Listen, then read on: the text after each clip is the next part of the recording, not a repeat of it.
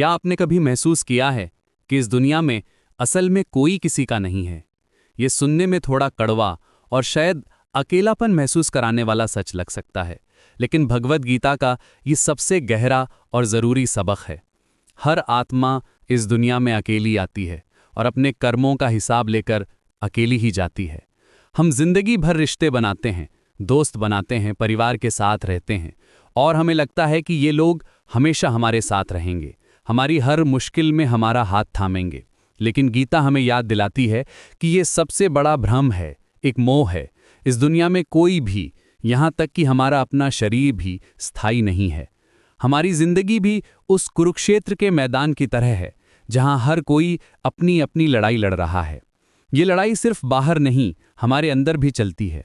किसी को अपने करियर की चिंता है तो कोई रिश्तों के दर्द से गुजर रहा है, किसी को सेहत की फिक्र है तो कोई अपने वजूद को ही तलाश रहा है। इस लड़ाई में अर्जुन की तरह हम भी कई बार कमज़ोर पड़ जाते हैं, हिम्मत हार जाते हैं। हमें लगता है कि हम अकेले कैसे लड़ेंगे। हमारे अपने ही लोग जब हमारे सामने चुनौती बनकर खड़े हों तो हम शस्त्र कैसे उठाएं।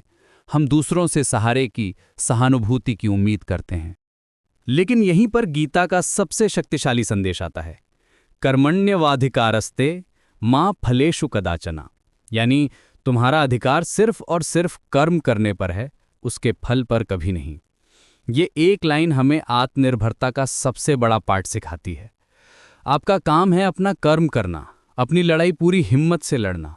कोई और आपके लिए नहीं लड़ेगा।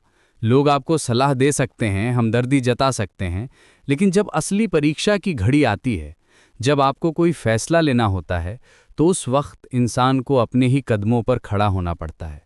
इस दुनिया में सब कुछ अस्थायी है। लोग आते हैं, चले जाते हैं, रिश्ते बनते हैं, बिगड़ जाते हैं। ये शरीर जो हमें मिला है, ये भी नश्वर है, एक दिन खत्म हो जाएगा। लेकिन जो चीज़ स्थायी है वो है आपकी आत्मा। आत्मा अजर अमर है, वो न जन्म लेती है न मरती है। तो फिर हमें दुख क्यों होता है? दुख का असली कारण क्या है? गीता के अनुसार दुख का सबसे बड़ा कारण है आसक्ति और अपेक्षा। हम लोगों से, चीज़ों से, नतीजों से उम्मीदें लगा लेते हैं। हमें लगता है कि ये व्यक्ति हमेशा मेरे साथ रहेगा, ये नौकरी हमेशा मेरी रहेगी, हालात हमेशा मेरे हिसाब से चलेंगे। लेकिन जब उम्मीद टूटती है तो दिल भी टूट जाता है। गीता हमें प्रेम करने से नहीं रोकती, वो प्रेम का संदेश देती है, लेकिन वो हमें आसक्ति से मुक्त होने को कहती है। प्रेम करो, लेकिन किसी पर इस कदर निर्भर मत हो जाओ कि उसके बिना आपका वजूद ही अधूरा लगने लगे, क्योंकि यही निर्भरता, यही मोह आपको कमज़ोर बनाता है। जब आप किसी पर पूरी तरह निर्भर हो जाते हैं तो आप अपनी ताकत खो देते हैं। इसलिए अकेले चलने से कभी मत डरो। जब आपको लगे कि आपके साथ कोई नहीं है तो समझ लेना कि ये अंत नहीं, एक नई शुरुआत है। ये एक संकेत है कि ईश्वर आपको सबसे मजबूत बनाने की तैयारी कर रहा है। वो आपके जीवन से उन सभी अस्थायी सहारों को हटा रहा है ताकि आप अपने सबसे बड़े और स्थायी सहारे को पहचान सकें। और वो सहारा आप खुद हैं, आपकी आत्मा है, आपके भीतर बसा हुआ परमात्मा है। अकेलापन आपको खुद से मिलने का मौका देता है। आपका सच्चा साथी जो हर पल आपके साथ रहता है, वो आपका कर्म है। योगः कर्मसु कौशलम, यानी कर्मों में कुशलता ही योग है। अपने काम को, अपने धर्म को इतनी लगन और ईमानदारी से करो कि आपको किसी और के सहारे की ज़रूरत ही ना पड़े। जब आप अपना ध्यान सिर्फ अपने कर्म पर लगाते हैं तो आपको फल की चिंता नहीं रहती। आप बस अपना बेस्ट देते हैं और बाकी सब ईश्वर पर छोड़ देते हैं।